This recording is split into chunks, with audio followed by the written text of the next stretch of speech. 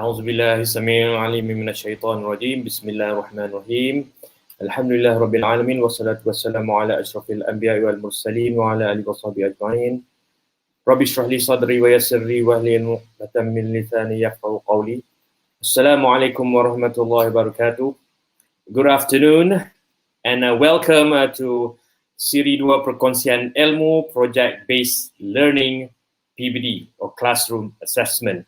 I would like to welcome all the viewers for watching the second series of the session. And we all know that all the educators, school managers, be it from the district of Kota Star or the state of Kedah and beyond, eagerly waiting for the session to proceed.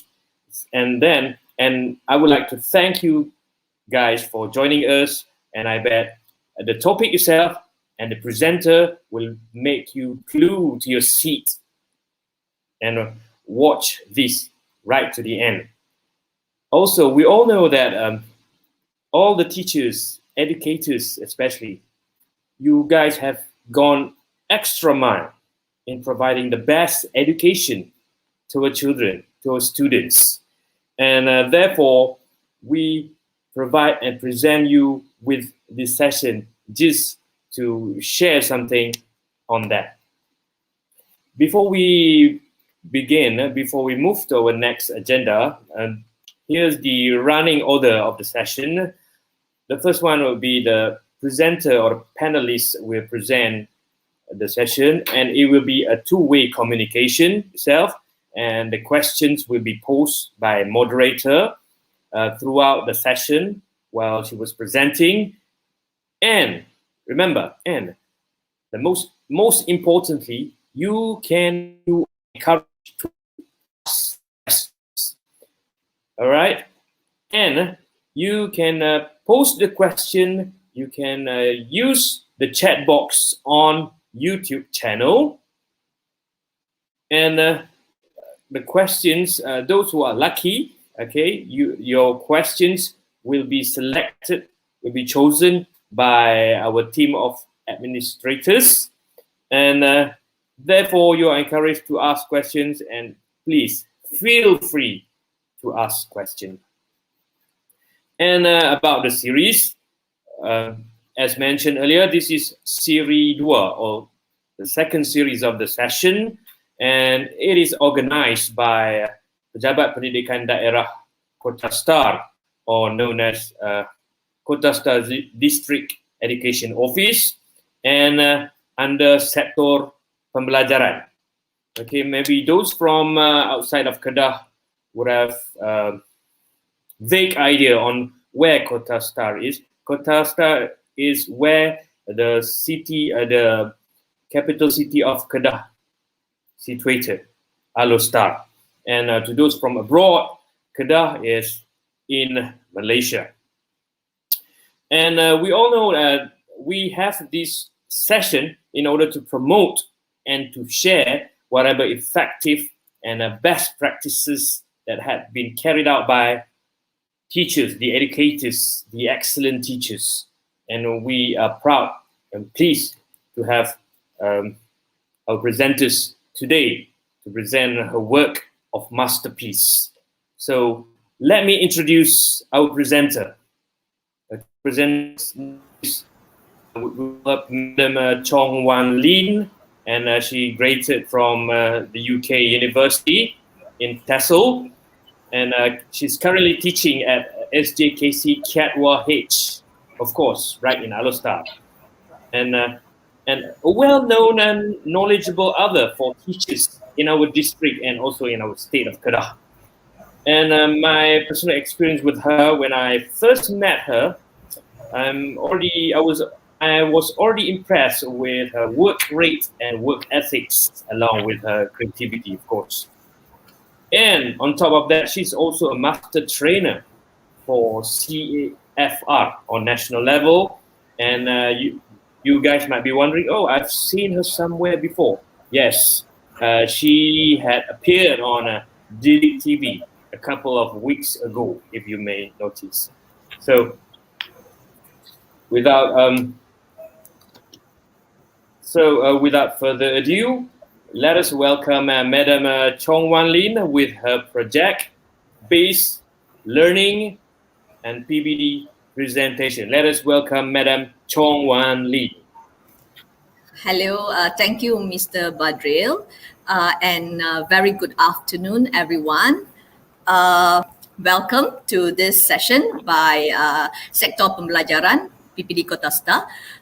Before I proceed with my session, before I proceed with my session, I would like to express my gratitude to Sektor Pembelajaran PPD Kota Star and also to USTP Kota Star for the opportunity to present, to share with you my project in this session. Okay, so let's proceed. Okay, so let's start with the definition of project-based learning. So this definition is taken from our English Primary School DSKP, our curriculum document. At the front part of that document, it says that project-based learning is an innovative, systematic instructional approach built upon learning activities and authentic tasks that promotes pupil engagement through deep investigation of a problem or challenge without predetermined solutions. So the PBL approach creates a constructivist learning environment in which pupils construct their own knowledge. So what is important here is that the students should be given a real problem for them to solve, right? Madam Chong Wan Lin, excuse me if I may interrupt. Okay. Sure. I was captivated by this phrase, without predetermined solutions. Okay, so I bet most of the viewers would like to know more about this without predetermined solutions. Could you please enlighten us with further explanation on this? Okay, without predetermined solution. Okay, you see, when we set out to carry out a project, we do not know what product that the pupil will produce, what kind of solution they will be giving us for the problem that we have given them. So I'll give you an example. If you look at the pictures here, these are my students' work. Hold on. Okay, so these two projects are done not during online learning. Okay, it is during our face-to-face teaching in school. So you see that they come up with very different products. Yeah, the outcome is different. Okay, so I guess for project-based, we can't really foresee what the students is going to produce. So as we go on throughout the journey of a project, we will change. We will try and review and improve our work. Yeah, I think basically it means that. Yeah. All right. I'll proceed. Yeah, Mr. Badril. Okay. Right. Just all right. Yeah. Okay, sure. So how is PBL integrated in KSSR for English? Okay, so basically, besides the DSKP, you can also see how PBL is very much encouraged in our scheme of work. Okay, we all have a scheme of work. So this is taken from our year 3 scheme of work. So they suggested that actually they have included 2 lessons, which are lesson 80 and 160 for SK and lesson 40 and 80 for SJK to provide teachers with the opportunity to create project-based learning, so that the teachers can incorporate project into their lessons. Yeah, and it also promote independent learning. That is in year 3, and then later on in year 4 and year 5 scheme of work, you could see that they have actually included project-based learning lessons as one of the 4 non-textbook based lessons. Yeah. Okay, so the content of this project-based lesson should be designed according to the Ministry of Education guidelines for this lesson type. I guess this means we have to refer to the this book here, di Panduan Pelaksanaan Pentaksiran Bilik Darjah edisi kedua 2019. Yeah, here they tell us in greater details how project-based learning is can be used in classroom and how they can be assessed, right? Okay, so this is basically how PBD is very much encouraged in our curriculum. Okay, so today I would like to share with you a little project that I've done with my year 3 pupils under the 5th module, My New House. Okay, so their task is to design an eco-friendly house. Okay. Right. So this is actually based on the scheme of work. Okay, lesson 73 for Sekolah Kebangsaan and lesson 37 for SJK. All right, this lesson is actually is based on writing skills, but because it is a project-based lesson, so I've also incorporated speaking skills in it.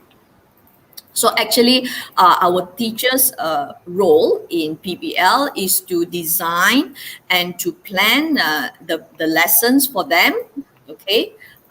And they are the one who will be doing the acting and solving the problems, okay? So let's look at the timeline. This is a timeline for my project. Okay, so the first step is I provide a flip. It is a way of doing flip classroom. So what I did was I provide slides for them to read about the different types of houses around the world, because I feel that we need to give students some background knowledge about that topic before they could come up with their own ideas. Right, that is step 1.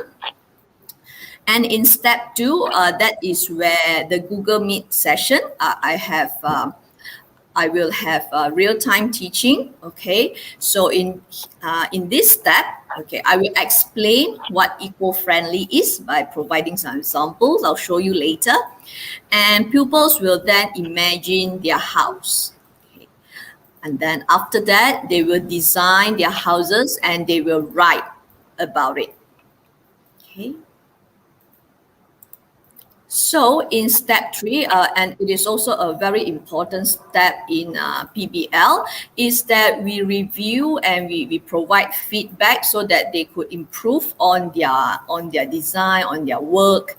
So here I inform the parents to check pupils' work, and parents and pupils will then work together to improve their work, right? Then after a few days, I will have my second Google Meet session with them, and this is where they improve their writing. Yeah, this is when they improve their writing, and finally, there is this presentation stage where they explain and they present to their friends their design of an eco-friendly house. Yeah, here I'm using an application. Yes, Mr. Badru. Madam Chongwalin, I would say that I was pretty impressed with this timeline that you have shown here. Okay, and my question is, where do you get the ideas of having these, or where do you get the inspiration from? Where do you draw the inspiration from? Actually, besides the scheme of work, I also look at, I observe what my children like to do. They like to design things, and they like to play games, So from there, and they ask a lot of questions. They actually want to know more about the things. Okay, so that how would I say, they are curious about things, and when I observe them, I feel that because they are almost of the same age as my student, so I tried out with them. And also, of course, through social media, you get ideas from other teachers. Cool. Yeah. Social media is a blessing in disguise, one would say. And I've already started the snowballing effect now, because we already have one question from the viewer, right? Okay. From Alia Shahira. Okay, from Alia Okay. Shahira. So the question goes, may I know how long is the duration for the planning and actual lesson to complete? I repeat, may I know how long is the duration for the planning and actual lesson to complete? Okay. All right. The planning actually starting from the idea, and then you have to do a bit of research, and you have to come up with that slide. I think maybe one to 2 days. Okay. So, but the whole duration of carrying out this project, I think it would take about 1.5 to 2 weeks. 1.5 to 2 weeks. Actually, in 1 week, you will probably reach Google Meet 2 already. But this is the most, I would say, challenging part, the last part. They have to explain, a lot of technical things that we have to teach our students. That part is a bit difficult. So this one will take half a week or a week. Yeah. Okay. I hope that answer the question. All right. Okay. So let me take you through the process. So this is step 1, flip classroom. So I will put the slide in my Google site. So pupils will read the information on the slide a few days prior to the lesson. Okay, so when they read information here, they are actually practicing their reading skills. So actually, project-based learning is not about, although reading skills is not directly assessed, but it will be integrated in the project. Yeah, and in these slides, I've shown them some different kinds of houses. You have long houses, we have igloo, we have caravan, we have boat house, tree house. Because I want them to not confine their ideas, okay, to the houses that they normally see. That is my intention lah. When I carry out this, I give them this slide to read. All right. Interesting. Okay, so this is step 2. This is the Google Meet session, the first session. So I've put here only the learning standards, because our main one is not on the lesson planning. So the main learning standard involved is 4.2.4, describe people and objects using suitable words and phrases. And the complementary learning standard, 4.3.3, plan, draft, and write an increased range of simple sentences. Right. And these are my learning objective for that particular lesson, that Google Meet first session. By the end of the lesson, pupils will be able to write at least 3 sentences to describe the house they design, and then they are able to plan, draft, and write simple sentences to describe their house. Okay. So at the beginning of the lesson, I will normally check whether they have read through the slides that I've prepared to check their understanding. So these are two very simple activities. One is for them to rank their preferences, and then just a simple asking about their favorite type of house. So you can see they are of different language proficiency. This one probably better, and this one you see here, she couldn't spell the word boat. So actually what I'm trying to say is My students are not all good students. They are of mixed, different language abilities. So it helps them working at different pace, their own pace and their own level of proficiency, right?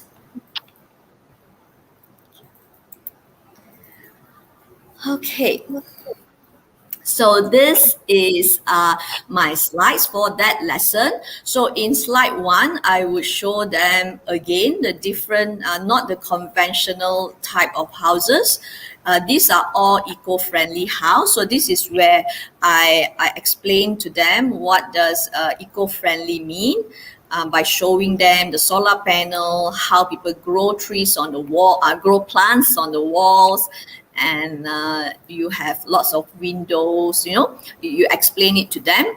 And then in step 2, I would ask them to imagine their eco-friendly house based on these guiding questions here. So what's the shape of your house? How many rooms? What makes it eco-friendly? And what is it made of? And what makes it special? Right. I have another questions to ask. Yes. Looking at this number 2. So based on these questions, how important those questions are? And question number 2 is, do they serve any purpose in designing or creating your lesson? Of course. Actually, I during the lesson, I will ask them to close their eyes and imagine their house. Kids, they are very good at doing this, and they will really imagine it in their mind, So for example, I will ask, what's the shape of their house? And I will follow through with some prompts. So I will say, does it look like a hobbit house? Or does it look like an igloo? Okay, does it look like, does it have wheels, for example? Yeah, I will give this kind of questions, and some students, they will answer, yes, I think this really helps them in my next activity, which is for them to design the house. Yeah, okay. Okay, so in the next step, so they are asked to design your eco-friendly house, design their eco-friendly house. So it's quite a blank slide. So because I'm using real-time synchronous teaching, so I could actually see how they design their house. So here, I gave them about 10 to 12 minutes to design their house, and I can set it 3 minutes, I can break it up into 4 times of 3 minutes. So after 3 minutes, I will lock the screen and I will project it in Google Meet to show them what their friends have drawn. So this also gives more ideas to other students. Maybe those who do not have idea what to draw, when they look at their friends' drawing, they are able to spark some ideas. They can start designing in the second 3 minutes. So altogether, I gave them approximately 12 minutes. All right. Okay. Your lesson and your session sparks curiosity from the audience. So we have another question here, which is from Azlina Akbar Ali. Okay, Azlina Akbar Ali asks, is this sample lesson cater for all levels of proficiency of the pupils? I repeat, is the sample lesson cater for all levels of proficiency of the pupils? Okay, back to you. Yeah. Okay, so this lesson is meant for year 3. Actually, and as I mentioned before, as I show you before, it does different level of pupils will be able to complete this project. I think for it is relevant even for secondary school students, actually, maybe lower secondary, because it depends on the design. So the more you know about eco-friendly house, the more complicated, more complex vocabulary that you will use. Yeah, more bombastic word, more scientific terms you can put it in. So I think, yes, I think this particular lesson will be suitable for all proficiency levels. Yeah. Okay. So in the 4th step here, so this is where I scaffold, I support them, I guide them how to write about their eco-friendly house. So I have 3 main questions here. So is your house big or small? What type of house? Name the room, and what's so special about your house? So these are actually the basic that they have to learn in that particular unit.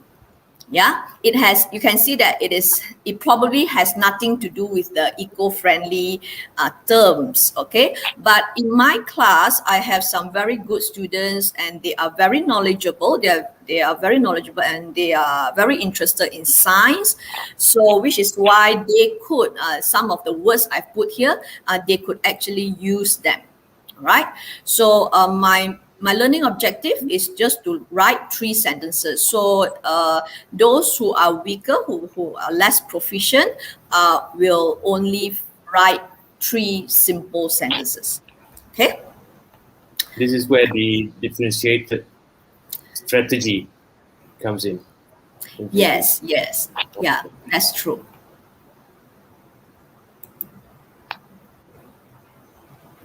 Okay, so these are some of my students' work. This is a very high proficient student. This is his design. Okay, it has filtered water. It's on the sea. It has fins so it can move. All right, a solar panel, and convert the solar ray into electricity. Okay, so you can see he's able to use compound, complex sentences, right? But I do have some less proficient student. Look at this design. As one look, you can see that it looks like a hobbit house, right? With plants, on the roof. Okay, so she uses very simple English. My house is big. My house is single family detached house. This one, don't really get what she meant. And I live in a big house. It is beautiful. It should be beautiful. There are 3 big. She couldn't complete that sentence in during that session. Okay. So how do you correct them if they did it this way? I don't. I think that's a dilemma that all language teachers will face. But for this particular Google Meet session, I don't really correct their grammar mistakes. Okay. Basically, it's because I want to see their ideas. Okay, I want to see how they plan their ideas, because they are working. Actually, when they are writing this, they were only given about again 10 to 12 minutes. So they are working in a very limited time frame. So if they can express their ideas into words, for me, that is good enough. All right.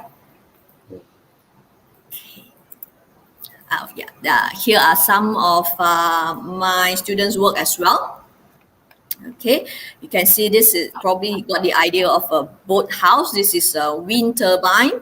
Okay, a water collector, solar panel, and this is an underground underwater robot house. He told me that.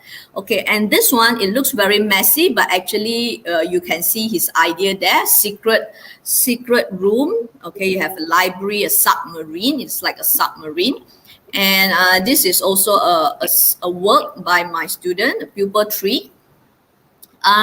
It's very simple. I live in a tree house. It is special. There are 5 rooms, a bedroom, a dining room, a kitchen, and something. But even though it's simple, but I think it is correct, grammatically right. Okay. All right. So after that, this is the I will say the conclusion of the lesson. At the end of the lesson, I would give them a choice. Okay, I will suggest to them this one, the first one. They may go to this website to design their own eco-friendly house. It's actually a website. It's just a normal website to encourage science creation. Okay, so it is worldwide. It's a open website. So I told them you can do that, so people around the world can see your design and can like your design. So some of them go there and did it there. And the second choice is I gave them. I know some of them played Minecraft education, so they may design. I give them, you can go and design your eco-friendly house in Minecraft, and you can send the picture to me via WhatsApp. Yeah. And I guess if somebody's asking, where can we get these Minecraft apps? Where will you put it? Actually, Minecraft education is actually comes free with the Lima package. Yeah, it comes. If you go to the Lima website under aplikasi, you can get Minecraft education for free. Actually, it's very good because they have English language games, which is aligned to CEFR. Cambridge English actually created those games in Minecraft education. All right, so because I've given them a choice, all right, so you will see that the result. Okay, so in step 3, after that particular lesson, I received WhatsApp from parents or actually students. They are the ones who send it to me. So they send it to me, their creation. So I was very amazed by their work because it really surprised me.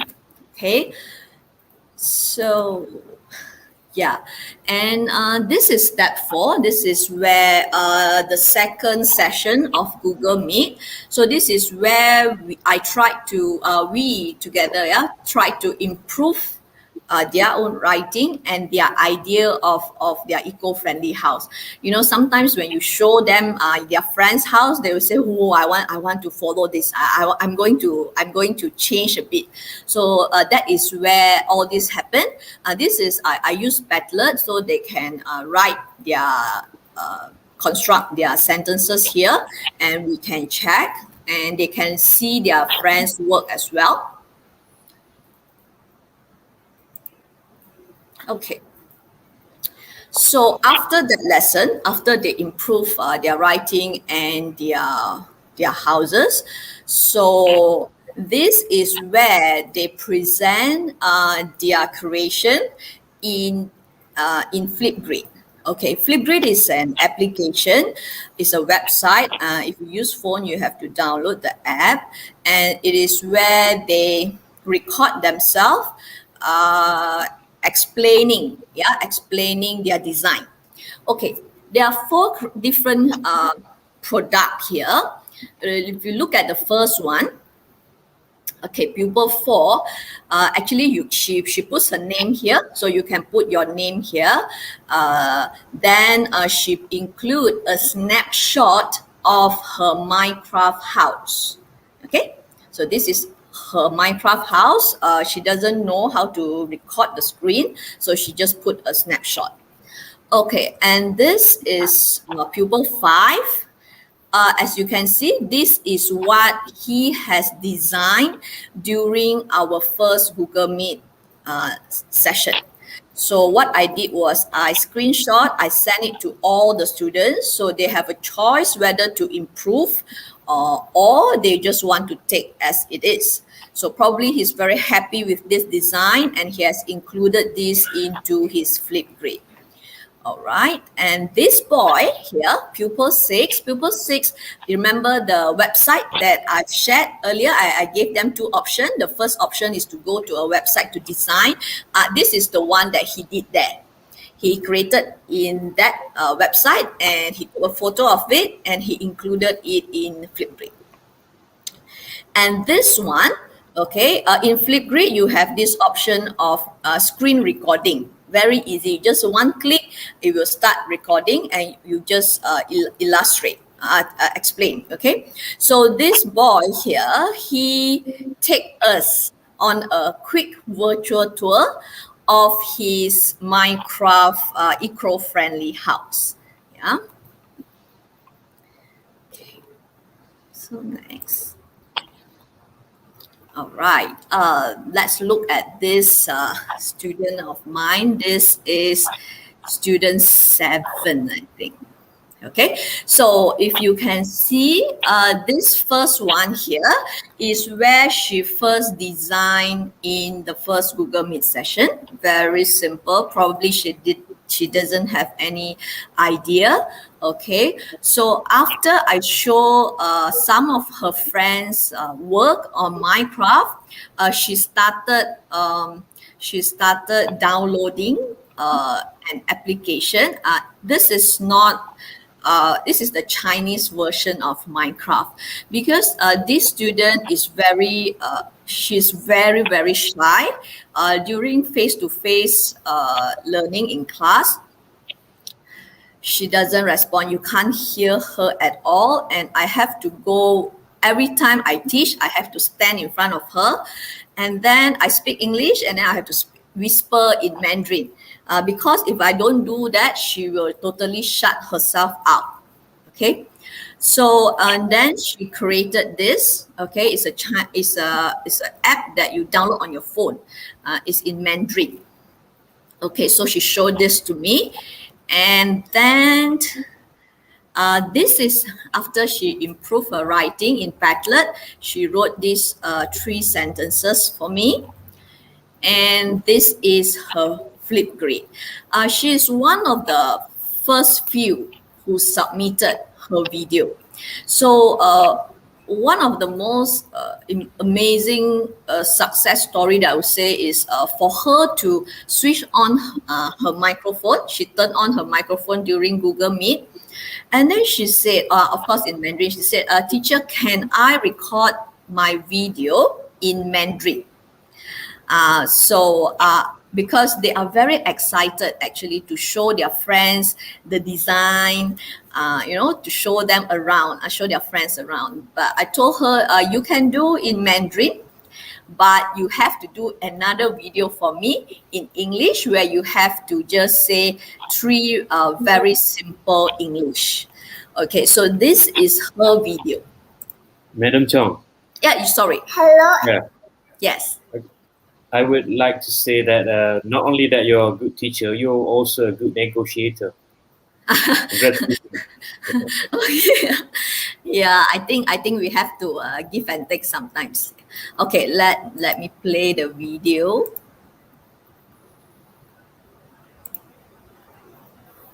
Hello everyone, my name is Ong Yashi. I like in a big house. Its house has a living room, 4 bedrooms, the toilet, and a dining room. Thank you. Okay, as you can see, of course, her pronunciation, leaf, she said it as like, but overall, she has made an effort, to speak. I think that is commendable, right? So let me show you another, hold on. Hello, everyone. Okay, this is, oh, I'm sorry, this is supposed to be pupil 8 already, I think. Yeah, so this is boy's work. So this is the first Google Meet session. This is his design. Okay, you can see similarities between what he designed in the first Google Meet session with what he designed in Minecraft. You see the solar panel, and it is rectangular. You see, that's what he designed here. So this particular boy is not, he is probably a TP4 student, level of performance around 4. And you could see that he really follow my question, my guiding question, number 1, number 2, number 3, and number 4. Okay. And this is his work in Padlet. Similar, but it makes some improvement here. It has got solar panels. It provides light during nighttime. Okay. So, and he did a screen recording on Flipgrid. I'll share this with you.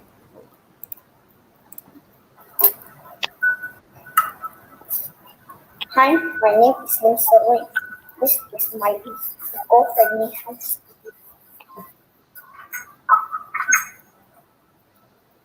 This is my living room. It has got a couch. This is my kitchen. This is my dining room. This is my bedroom. This is my bathroom. This is my library. This is my garden. It has got solar panels. It provides light during the night. Thank you. Wow, impressive. Yeah. Yeah, so they are able to do it. Yeah, we just need to guide them, I think. And I think Mr. Badril, remember at the beginning of the session, you asked me about predetermined solution.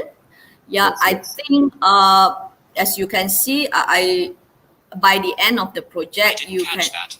Could you try again? Sorry, you can see different outcome. Every students they Is there choose something else I can help with? they choose their own way of presenting. Okay, they choose their own way of presenting, and I think they are more responsible about their own learning. Yeah. One of the special elements of project-based learning is owning the lesson, right? Democratization of the lesson. So I think this is evidence to that statement. And we have another question now, the third question from Mr. Kiran Dhruv Kumar. Okay, so the question goes, what are the challenges that you face in carrying out PBL and how do you overcome them? Okay, I repeat, what are the challenges that you face in carrying out PBL and how do you overcome them? Okay, I think the greatest challenge is to guide them with the technical, the ICT skills that they need to be involved to produce their work. It is not an instant process. For these students, they have followed me for 3 years. Since year 1. So we started PDPR last year. So actually, for example, Flipgrid, yeah, they have been using it for a year now. So that I think at the beginning, of course, it only involves a small number of students. but as I use it more and more frequently in my lesson, like today, now I can say that all my students, all 27 of them, are able to use Flipgrid on their own, independently. You need a lot of parental guidance and support at the beginning. They will message me almost 24/7, and I have to coach them one by one. Okay, but it is a long process, but you will see their improvement. And like this particular project, they are able to share their screen, and they will tell me, Madam Chong, I do not know why it doesn't work. Okay, I say, put your screen up. So they will share my screen, share their screen, and I will coach them one by one. Okay, you click this, and then you click that. Then they say, oh, okay, teacher, I know how to do it. Then they leave the Google Meet. So I have to coach one by one. Yeah, I think that's the greatest challenge, and it needs a lot of patience and what do you call, determination. Yeah, but the result is satisfying, I would say. It pays off in the end, I would say. Right. Yes. Congratulations. Yeah. Yeah. Okay. All right. Okay. So those are those two examples. My very weak students and my mediocre students, and this student, actually every time I carry out a project with them, this class always amazes me with their work. So when I told them to, even before I tell them to do it on Flipgrid, this particular boy has recorded his video on YouTube. Okay, so I will just show you 1 minute to show you that this particular project can actually cater to maybe upper primary or even lower secondary. Okay, just 1 minute.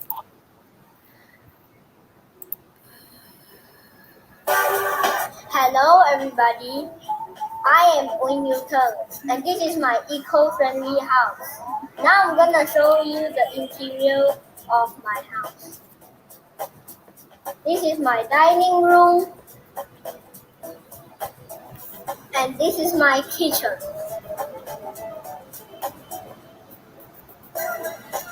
This is my fridge.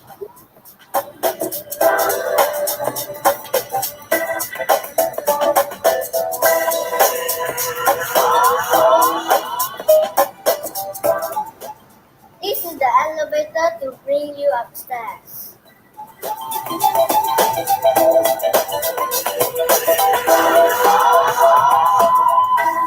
This is the bathroom. And this is the bathtub to shower. This is the toilet bowl. Okay, as you can see, the language, the students has very good grasp of the language, and the kids love him because they all aspire to be YouTuber these days, and that is also where I got the idea of looking for something like this, a simple application for them to be a YouTuber, in that sense. Yeah, right. Okay, hold on, it's not working. Okay, so what's my take on project-based learning?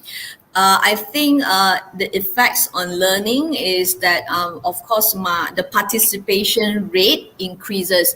By participation rate means, a lot of teachers were saying that during Google Meet session, sometimes you are like talking to the screen, right? There's no feedback, and by giving them this kind of activity to do. And also before every session, I will show them the video of their friends that the friends produces. So they will start talking, they will start giving comments. Of course, sometimes, they like to criticize their friends. So that is where the values come in as well. You can take the opportunity to teach them the correct way of or a better way to give feedback. Then you see their changes. The next lesson, they will say, teacher, I think he is very creative. I really like something, but there comes the but. So those who are good at Minecraft will actually give feedback to those amateurs on how to improve their design. And then, of course, engagement increases. And I think learning becomes more meaningful and personalized in that sense. And then pupils are more reflective of their own learning. You can see that in their face, actually, on their faces, because as you play other people's video, they will look at it and they will think, and then they will ask you, teacher, I think I want to redo my video. Can I do that? I said, of course. So they are very reflective. They reflect on their own work, okay? And they make decisions for themselves. Actually, it is very difficult for us to design a house. I've tried it, but it is actually quite difficult because we adults, we are very, we have a fixed set of things. We have a fixed mindset. Okay, has to be here, this has to be here, but they have wild imaginations. Okay, so they make decisions for themselves, and I think I also get parents. Parents are more involved in their students' learning process. Right. Okay, so effects on my teaching. I think as teachers, when we carry out project-based learning, we take a more managerial role. We take a step back, and just sit down and manage, plan, and we provide the means for them to complete the task. So we just tell them what to do, where to go to, and they are the one who comes up with the idea, right? And I also think that it leads to more effective assessment. As you can see, all the activities that I've shared here, I actually have a copy of them. I don't have to, there's no extra work involved. All the applications that I use, I'm able to collect them. It is in there. And I think we could use that to inform the parents of the pupils' progress. So I feel that if the parents are informed of their children's progress, they will be more involved. They are more willing to be involved in their children's learning. Okay, and I also learned to trust my pupils. I think, Mr. Badger, there's a question in the comments that asks me whether I have to teach my student how to use Minecraft education. Okay, it's Prina. Hi, Prina. Actually, I only know how to get into Minecraft. So what I teach them is I teach them how to download, where to download, how to install it into their computers, and they do all the designing on their own. They are better than me. Okay. I know how to put down the blocks, that the simple things I know, but they are the one who is very creative. They know all the names, redstone or whatever, in Minecraft. So from there, I learned to trust my pupils that they are able to do it. Okay, I told them, I said, not every student have to go to Minecraft. It is just a suggestion because some of the boys, they are playing it. But surprisingly, in a few hours, they both the students and the parents, they work together and they come out with a very beautiful design. Okay, so, and I think we need to celebrate the differences among our students, and project-based learning is one of the best way, I think, to see the different talent that our students have, not only language wise, but in other areas as well. So yeah, one of the best part is their work can be my teaching aids in future. Besides this project, I've also done quizzes. Students have to come up with their own quizzes. So that can be my teaching aids for my next lesson or for future use, right? Okay, so because this is about sesi Pentaksiran, so actually how PBL helps to improve pupils' performance. So at the beginning of the lesson, at the beginning of session, I told you all that I've actually focusing on speaking skills and writing skills. So for this particular speaking skill, I will zoom into the second one, the second performance standard, which is the students were able to show adequate ability to describe people and objects using suitable words and phrases. So these are the level of performance 1 to 6 for that particular performance standard. So LP1 is hardly, and then LP6 is shows excellent ability, right? Oh, sorry, there's so many spelling mistakes. Sorry. Okay. So for example, my student, the little girl there, who is less proficient. Okay, so maybe before this, she needs a lot of support from me. But during PDPR, actually from the parents' feedback, her parents' feedback as well, they told me that at the beginning, maybe earlier this year, they have to sit beside her during a Google Meet lesson. But now they are giving her giving her independent. She needs to learn to be independent, so she has to go to Google Meet session on her own, and if she doesn't understand, she has to switch on the microphone and ask me.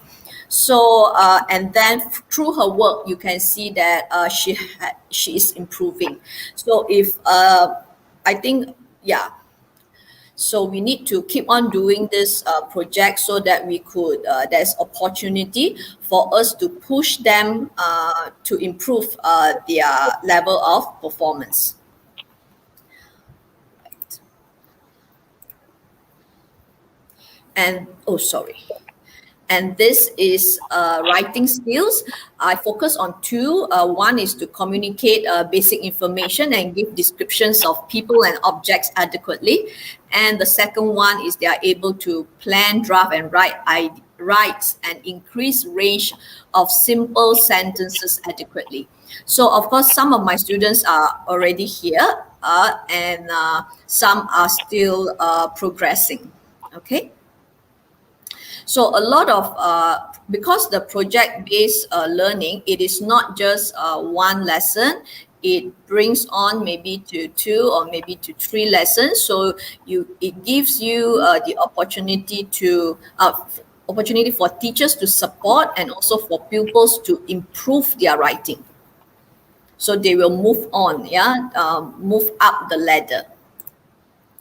Okay, Mr. Badril, I think that's the end of my sharing session, and I hope that you have gained something, maybe have some ideas on how to maybe start project-based learning in your own class. And I found this image here, and I think it sums up project-based learning very well. All right, you're welcome, Madam Chong Walin, and thank you for your awesome presentation, I would say. And I would also say that she has been terrific during her presentation. She managed to describe and brought us into these the references on these PBL, and then the steps that needs to be taken with a timeline, and also provide us with the apps to be used and how to go about, as well as how it goes in line with PBD or the assessment. So I think if we couldn't ask for a better explanation and presentation from Madam Chong Wan Lin. And that's why we have this kind of aspiring teacher, because she would show us the way as well as is illuminating us. And I bet most of us feel or feel enlightened as I speak, because I could see the sentiment, I could see the comments given by the viewers that they like the session, they like your explanation, as clearly explained, and so on. So thank you very much, thank you the audience, and so on. Kudos to you, because you also managed to stimulate us with spin of ideas, okay, spin of ideas. And I can say that most of the viewers would have shared the same sentiment, right? And on behalf of PPD Kota Star Kedah, we'd like to congratulate you once again, and would like to express our gratitude to you for accepting our offer to present and to give this really awesome presentation. And also, it's my pleasure. And also to all viewers, of course, it goes to you viewers for making wise decision for your professional enrichment. I would say professional enrichment. You've already have the skills, the pedagogical skills, all the tools, and so on. What Chong Wan Lin's presented to us is something to enrich whatever that we have already knew, we have known, and on top of that, this add some values to our knowledge. And of course, as teachers, as educators, we have to continue teaching even during this pandemic, even in this pandemic-stricken world. So we try our best, we go extra mile, we do something that would have helped our students, our children to continue learning. So in order to continue teaching, we also need to continue learning. And the PPD and the fellow teachers will provide you with just that. We cannot guarantee, but we for sure believe that there will be more session like this in the future, because this is, I think most of us would have welcomed the move to have that. And so we will provide you with more series, to be honest. And we all know that we just had this Olympic fever a few days back. And I watched this interview with this decathlon athletes, the track and field event. And you might be wondering, you might be asking, what has Olympic got to do with me, with this PBL and so on? Me to know, you to find out. But what I want to say is that be careful what you teach, especially Chong Wan Lin. You may have produced world-class architects in the future. So I leave you with this quote as something to ponder upon. Thank you. Bye-bye. Sayonara. Bye-bye. See you when I see you. Assalamualaikum warahmatullahi wabarakatuh.